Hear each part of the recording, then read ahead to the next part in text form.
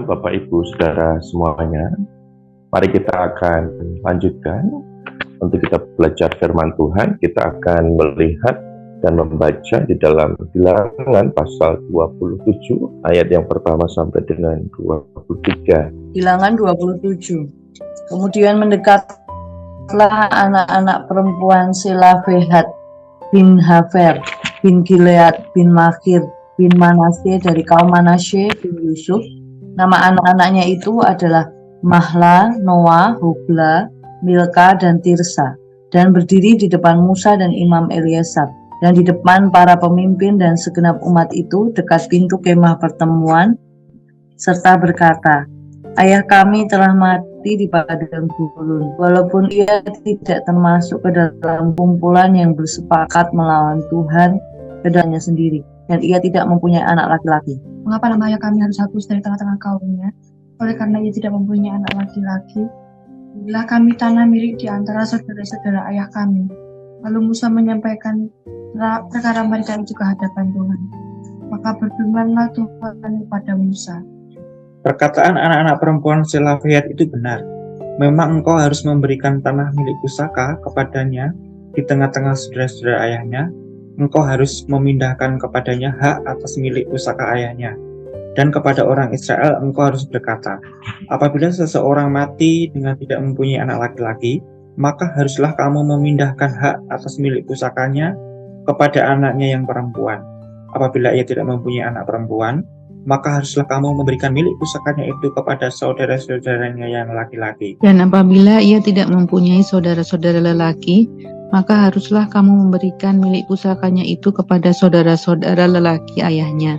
Dan apabila ayahnya tidak mempunyai saudara-saudara lelaki, maka haruslah kamu memberikan milik pusakanya itu kepada kerabatnya yang terdekat dari antara kaumnya, supaya dimilikinya.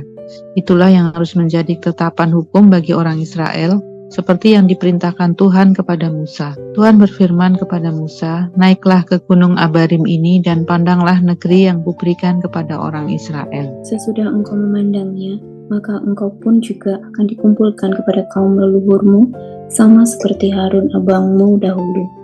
Karena pada waktu pembantahan umat itu di padang gurun Sin, kamu berdua telah memberontak terhadap titahku, untuk menyatakan kekudusanku di depan mata mereka dengan air itu. Itulah mata air Meriba dekat Kades di padang gurun Sin. Lalu berkatalah Musa kepada Tuhan, Biarlah Tuhan Allah dari roh segala makhluk mengangkat atas umat ini seorang yang mengepalai mereka waktu keluar dan masuk, dan membawa mereka keluar dan masuk, supaya umat Tuhan jangan hendaknya seperti domba-domba yang tidak mempunyai gembala. Lalu Tuhan berfirman kepada Musa, ambillah Yosua bin Nun, seorang yang penuh roh, letakkanlah tanganmu atasnya.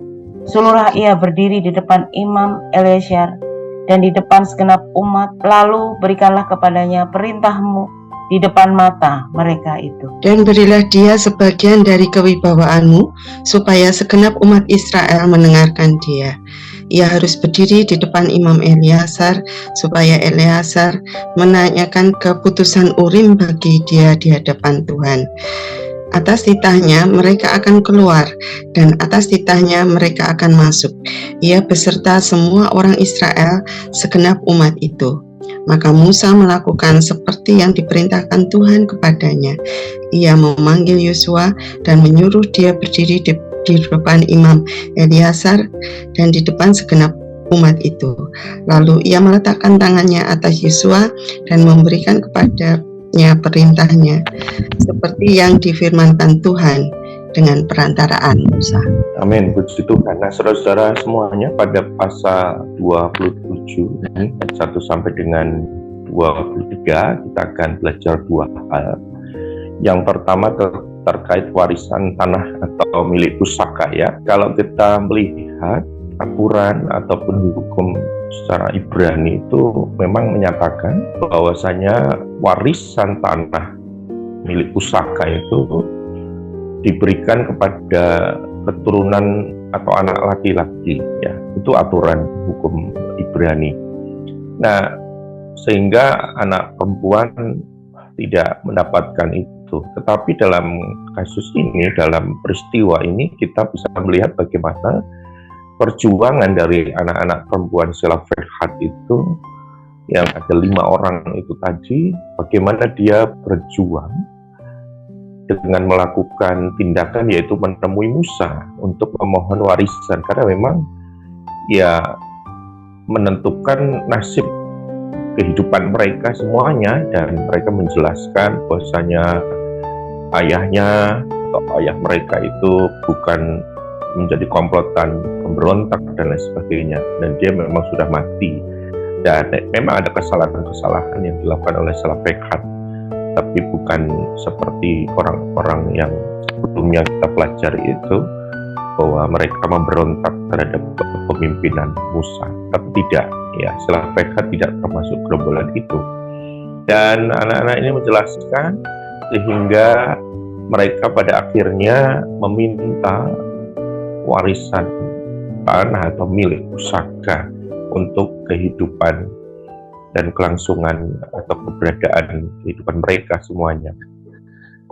Melihat atau mendengar dari pernyataan dan perjuangan dari anak-anak Zelophehad ini, Musa meresponinya, ya.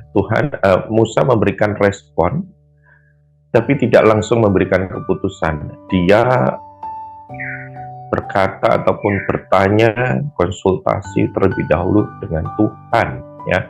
Musa menyampaikan hal ini kepada Tuhan, dan ini menunjukkan bahwasanya Musa tidak semena-mena dengan kekuatan dan kewenangannya, tapi dia selalu meminta pimpinan Tuhan, ya, meminta bagaimana arahan dan pimpinan daripada Tuhan yang dia sembah. Dan akhirnya Tuhan menyuruh Musa, ya, untuk memberi tanah atau milik pusaka itu bagi anak-anak perempuan Zelophehad ini.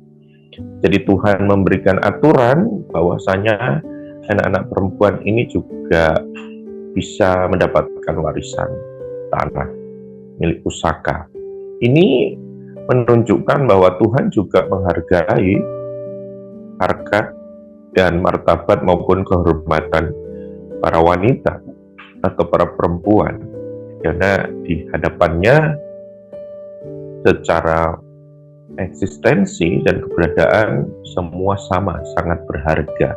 Walaupun memang secara hukum Ibrani tadi sistem patrilineal, ya, tetapi Tuhan dalam hal ini memberikan kehormatan, harkat dan martabat untuk para perempuan itu, yaitu anak-anak Zelophehad, dan mereka berhak juga mendapatkan tanah milik pusaka. Ini terkait yang pertama, yaitu warisan tanah. Lalu yang kedua di ayat 12-23 itu terkait dengan warisan kepemimpinan. Ya, pada waktu itu Tuhan menyuruh Musa untuk menumpangi tangan atau meletakkan tangannya. Ya, kemudian Musa juga harus mewariskan, ya, tanda petik mewariskan sebagian kewibawaannya, dan mengambil Yosua yang penuh roh, tentu Roh Kudus, sebagai pemimpin. Nah, kita melihat dalam hal ini memang Yosua memiliki kecakapan yang luar biasa untuk menjadi pemimpin yang terbesar setelah Musa. Artinya dia menggantikan ataupun kaderisasi berjalan dengan baik, kaderisasi, suksesi ataupun regenerasi kepemimpinan berjalan dengan baik sebagai orang yang diurapi tentunya, karena tadi dikatakan ia sangat dipenuhi roh, ya, roh Tuhan.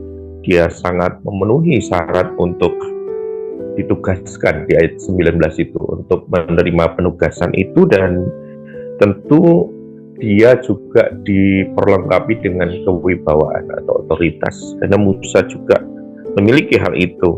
Dan Yosua ini sangat-sangat kompeten untuk melanjutkan tugas kepemimpinan Musa, dan Tuhan memang memilih dia. Karena itu dalam hal ini Tuhan memerintahkan kepada Musa, dan Musa tentu taat kepada apa yang dikehendaki oleh Tuhan, sehingga dia akhirnya dengan ketundukannya kepada Tuhan memilih atau mengambil Yosua menjadi seorang pemimpin untuk menggantikan kepemimpinannya, tugasnya.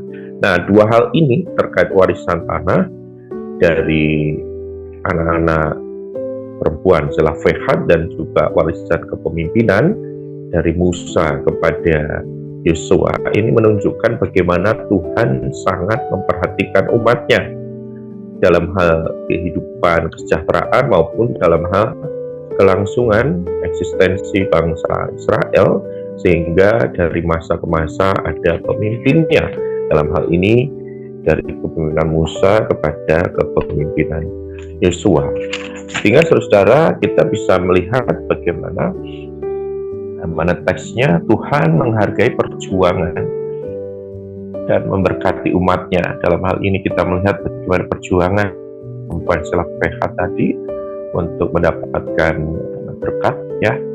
Kemudian dari sisi kepemimpinannya kita juga melihat bagaimana Tuhan menolong pemimpin yaitu Musa dalam melakukan kaderisasi kepemimpinan kepada pemimpin berikutnya yaitu Yosua.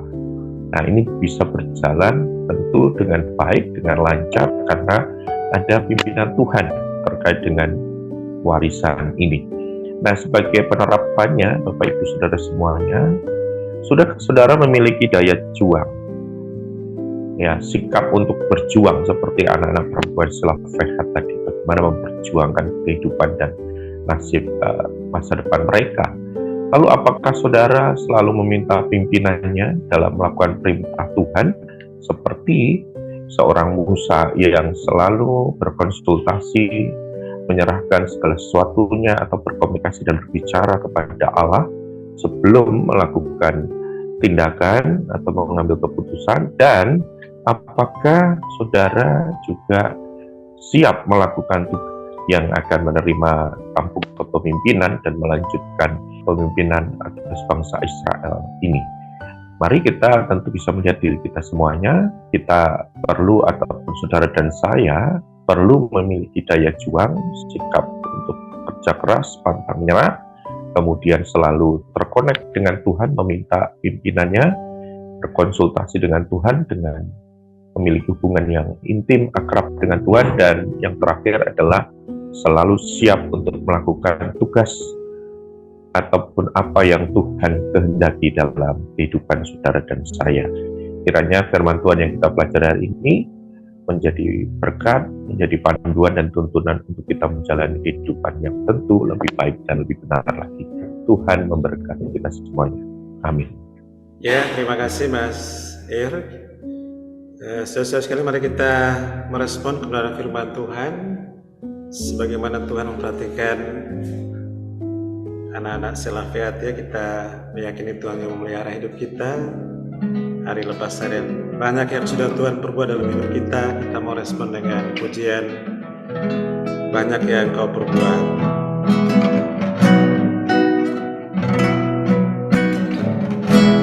Banyak yang Kau perbuat di dalam hidup. Rancangan indahmu terjadi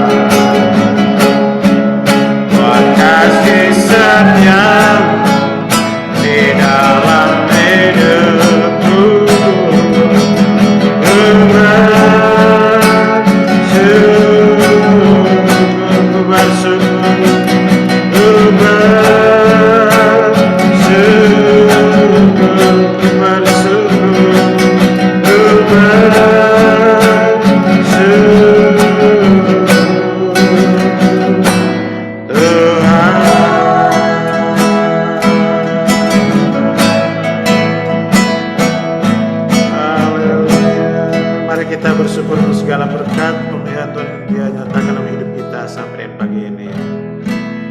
Kami menaikkan segala pujian, hormat dan syukur untuk kasih setia dan kebaikan-Mu, berkat-berkat yang Kau limpahkan, karuniakan pada kami sekeluarga, demikian juga semua sanak saudara kami. Terima kasih untuk berkat dan anugerah-Mu, sebagaimana Engkau memperhatikan anak Selafehat, Engkau yang memperhatikan hidup dan kehidupan kami. Terpujilah nama-Mu Tuhan kekal selama-lamanya. Kami